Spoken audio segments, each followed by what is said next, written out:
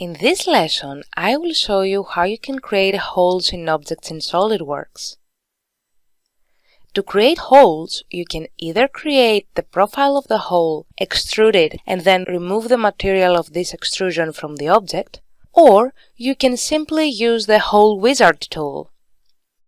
With this tool, you can create holes automatically, and you can also add threads to these holes. In the open document, I have already created a 3D object. Now, I will create holes in this object. At first, I will create a simple hole in the center of the top face of the cylinder. I will move the cursor on the top face of the cylinder and I will click to select the surface.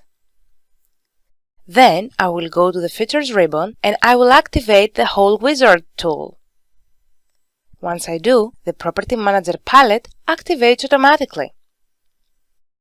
In the Property Manager palette, there are two tabs. The Type tab, from which I will specify the type of the hole, and the Positions tab, from which I will specify the position of the hole. Now I will go to the Type tab to show you all the options that are included there. In the Hole Type area, we can see all the available hole types. The most commonly used hole types are the counterbore type, the countersink type, and the simple hole type. The last three types are actually slot holes. The slot types have specific settings for their dimensions. In this example, I will create a custom hole, so I will go to the second row of options and I will select the legacy hole type. Once I selected this hole type, the type list appeared right below. At the moment, the simple type is selected. If I expand the list, we can see that there are more available types. Below this list, there is a preview which helps us understand clearly the shape of this hole.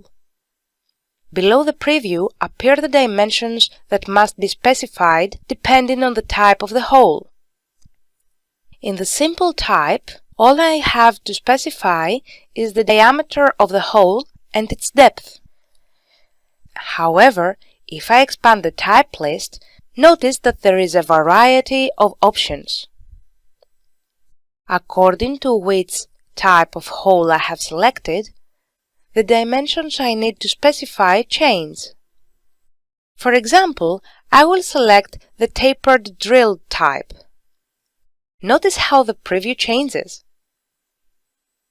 For this hole type, I need to specify more dimensions. To be more specific, I need to specify 2 diameters, as well as the angle at the end of the hole.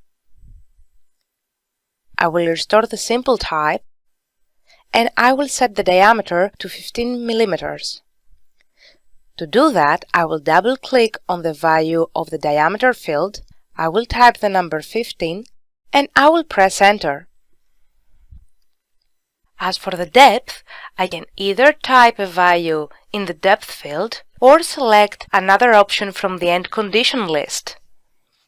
If I select the blind option from the end condition list, I can specify the depth of the hole in the depth field.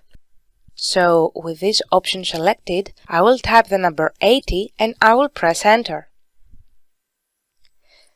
Then, I will switch to the Position tab to specify where the hole will be created.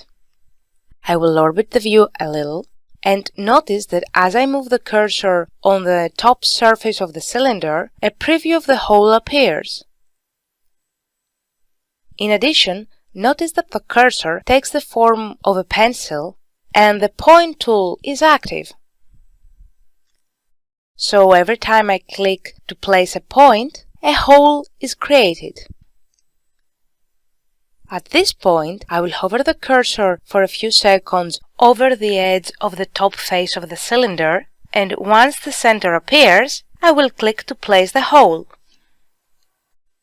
Once you create the holes you need, it is good practice to deactivate the point tool from the sketch ribbon so you won't accidentally place more holes.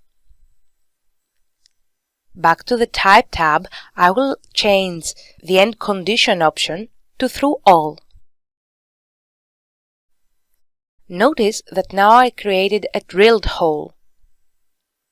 With this option selected, the depth is specified automatically. Now I will expand the list again and I will select the Up to Surface option. With the Face, Surface or Plane field active, I will select the desired face. Notice that the depth of the hole was adjusted automatically to 15 mm, which is the height of the cylinder. Now I will expand the list again and I will select the Up to Vertex option. With the vertex field active, I will click on the top corner of the solid object's base. Once again, the depth of the hole adjusts automatically. Last but not least, I will expand the list and I will select the Offset from Surface option.